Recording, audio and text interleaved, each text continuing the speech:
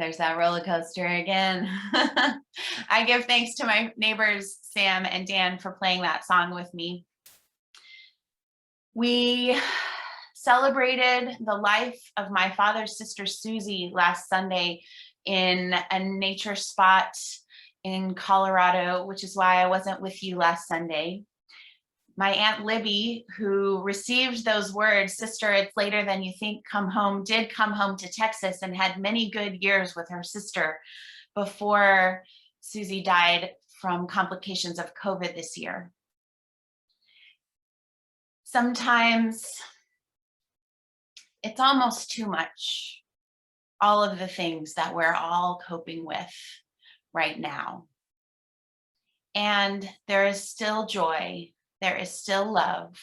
There is still the beauty of this community, of the music that your musicians are making, of the connections that you're all making together. And as you said earlier, as we were gathering, 2 of your members are in the hospital right now.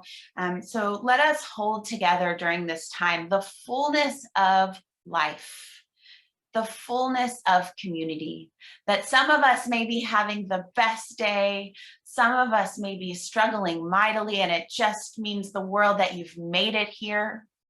And some of us may be experiencing the full spectrum of that. I want to start with the Rilke reading, which is where the line, the title of our service today, "No Feeling is Final," comes from. There's a spiritual practice called Lectio Divina, where you read a piece over and over again and you get more and more out of it. And so in that grand and sacred tradition, I'm going to read this poem for you one more time that you heard during the reading. It's by Rainer Maria Rilke, the Austro-Hungarian poet, translated from German to English. "Go to the limits of your longing" is the title. God speaks to each of us as he makes us, then walks us silently out of the night. These are the words we dimly hear. You, sent out beyond your recall, go to the limits of your longing. Embody me. Flare up like a flame and make big shadows I can move in. Let everything happen to you. Beauty and terror, just keep going. No feeling is final. Don't let yourself lose me. Nearby is the country they call life. You will know it by its seriousness. Give me your hand. I feel like every line of this poem written so long ago was written for now. And that is some of the beauty of timeless art.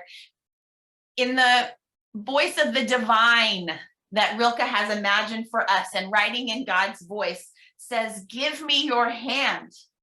And I say this every week, I will never take for granted being able to hold your hand again. If I were with you in person, we would hold hands in this service.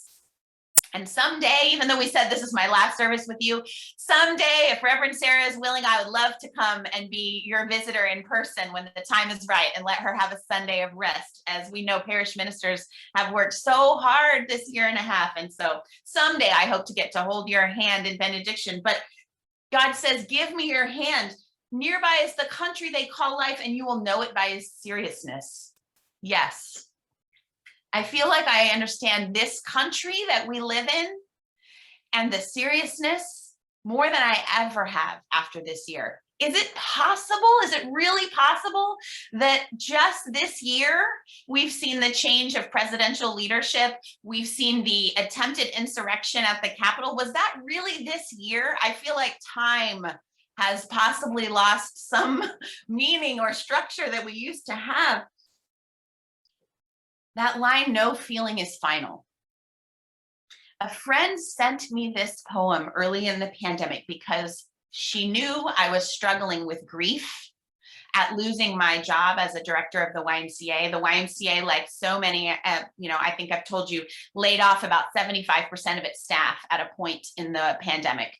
So I had lost my ministerial community. I have Wildflower Church, which is my affiliated church, but I was doing my service at the YMCA. I had lost that job. I had lost the opportunity to be with my bands, to go to church. And it was just so much grief.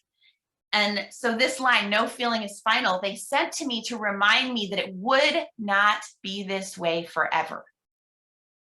And I have clung to those 4 words, no feeling is final, all year. It will not be this hard forever. It can't be. It can't be. Life changes, spirits change, hearts change, minds change. It won't be this way forever.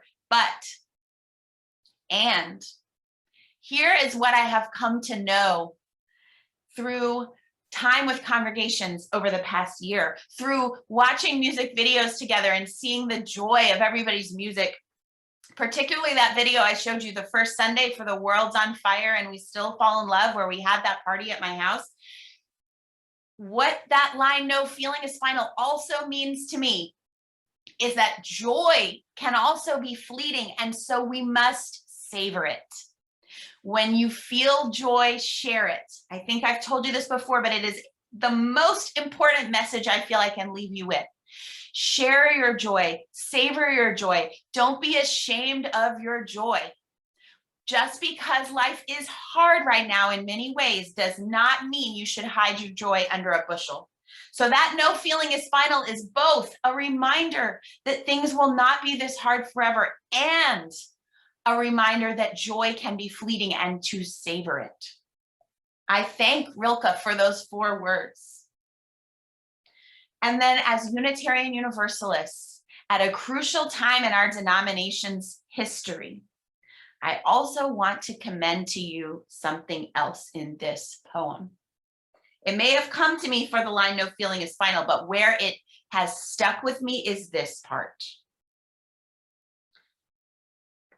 Embody me, flare up like a flame and make big shadows I can move in. Think about that line with me. By flaring up like a flame, being embodied, our most expressive, our most alive, the world's on fire and we still fall in love. By being this flame in the world, our chalice is a flame. By being our most visible, embodied Unitarian Universalist values out loud in the world, with that flame, we make big shadows. And that is where God moves. Make big shadows I can move in. So in those shadows, and we have a way of thinking of shadows of darkness as a negative, but isn't that where the stars shine the brightest, in darkness? Isn't that where new life grows, in a dark womb? Isn't that where seeds explode into life, in the darkness of soil? In darkness, the divine moves with us. And so I want to remind you of this during this time of where we're not quite sure what the next chapter is going to look like. And some of us are still really struggling. Families with young children, people with medical vulnerabilities, we are still in the thick of it, friends. I am happy for people who've been able to move on, feel like they've moved on from COVID, but many of us are still right there. And so as faith communities, we need to be there with them, with us. But just remember, when times are hard, in those dark shadows, the divine is with you. I know it's just a poem, but I believe it. I know it in my heart and soul that in those hard times, the divine is with you. However you choose to define it, however you feel it, whether it's truth, whether it's community, whether it's your ancestors, whether it's God, a spirit, you are not alone in those hard times. I also want to talk about darkness as it relates to our faith tradition in this moment now. I love the Reverend Meg Barnhouse from First UU Austin in using this phrase, divine light and sacred dark. You heard from Elandria Williams in our call to worship words that we are divine beings of light and dark. Our call as anti-racists, as people of faith, is to make sure that our words match our commitment, that we don't just use darkness as a negative in our metaphors, that light is good and dark is bad or hard or sad, that we are divine bodies of light and dark, that we find language to lift that up. So Meg says divine light and sacred dark.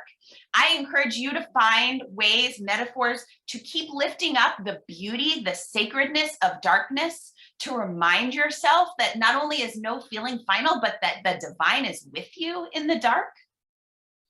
To find that language like Rilke shared with us, to think of darkness as a divine place as well. And that has real ramifications for people in our faith tradition right now. And one of the reasons is that we are, as a denomination, considering an eighth principle. And I heard from one of your social justice leaders that you have had a presentation on this eighth principle, and that there's more to come as you all talk about adopting this principle, considering this principle. Dozens of Unitarian Universalists have already adopted in their congregations this eighth principle, and I'm going to read it for you. Our denomination is considering it. I am very much in favor of it and thrilled that we're considering it, but you will decide as a community what you're going to do about including this eighth principle. Here it is. We, the member congregations of the Unitarian Universalist Association, covenant to affirm and promote journeying towards spiritual wholeness by working to build a diverse, multicultural, beloved community by our actions that accountably dismantle racism and other oppressions in ourselves and our institutions. So this would be an eighth principle that talks about oppression, particularly racism and dismantling it, but also about building a beloved community, a diverse, multicultural, beloved community, and includes in that word beloved, love.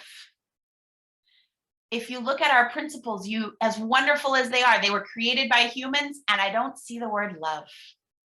So I would love to see it there. And I'm excited that these discussions are happening, and I'm excited that you all are going to be having more of them and that you've started those conversations.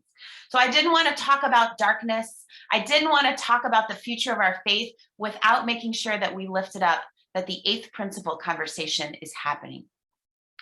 And that is not my job as your guest minister to say a whole lot more about it, but I just want you to know, and I'm sure you'll be hearing more about it from within your own community. But I think about the impact of our language around darkness. And so I'm thankful to Rilke for a poem that really casts darkness as a sacred and divine location. As we talk about this idea that no feeling is final, I want to share with you two more things before we get to music.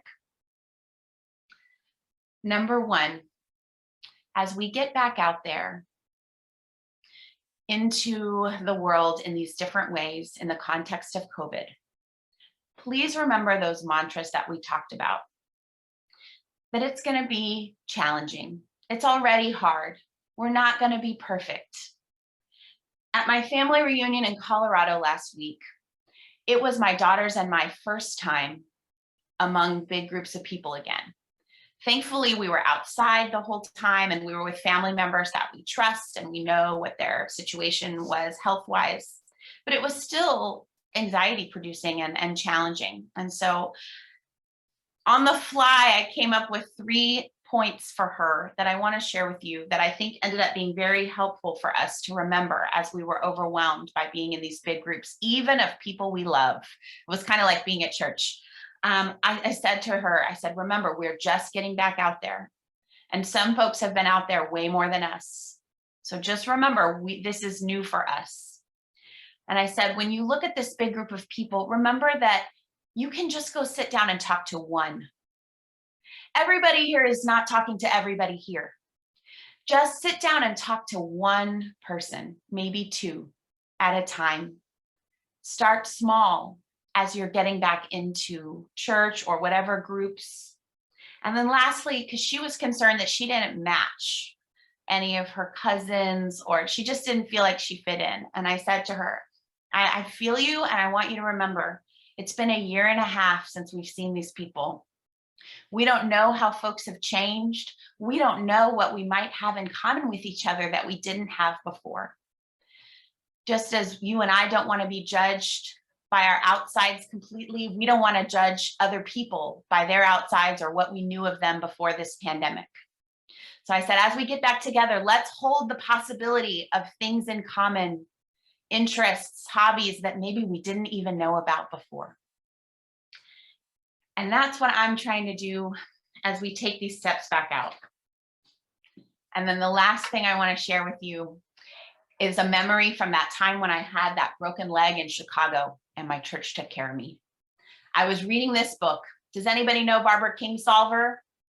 She's an awesome, awesome author, one of my mom's favorites. I cherish my mom is still here, even though my father is not.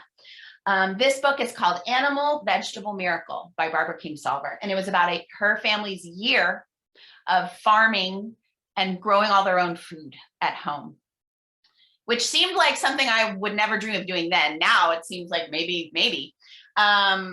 But I had a broken leg. I couldn't walk. I couldn't care for my baby. I was stuck on my couch all the time. And so I was reading this book about this self-sufficient mom, and they were doing all this gardening. And I would have loved that life while I was trapped in my apartment in the city. And then I found this one moment in the book, and I want to leave you with it. Barbara says, it had snowed the previous day. Tuesday, only slightly nicer weather. My husband, Stephen, headed out again. She says, I was mending a broken leg that spring and could not yet navigate the steep, slick mountainside. So I was consigned to the wifely role of waiting for Man the hunter to return. And I thought to myself, what? We're 75 pages in and you're just telling me you have a broken leg? And then she doesn't mention it again, but one more time. One other sentence later in the book about how her daughters made Thanksgiving dinner and they were more self-sufficient now because she couldn't do it with a broken leg. Friends, here is what I take away from that and what I want to leave with you. This thing that was consuming me, that I couldn't live my life, that I couldn't take care of my baby, that I couldn't do what I wanted to do, that she experienced that, and it ended up being 2 sentences in the book that she wrote of that year. Now, do I think that COVID should be 2 sentences in the book of this year? No. Do I think that racism and the other pandemics we struggle with deserve to be minimized? No.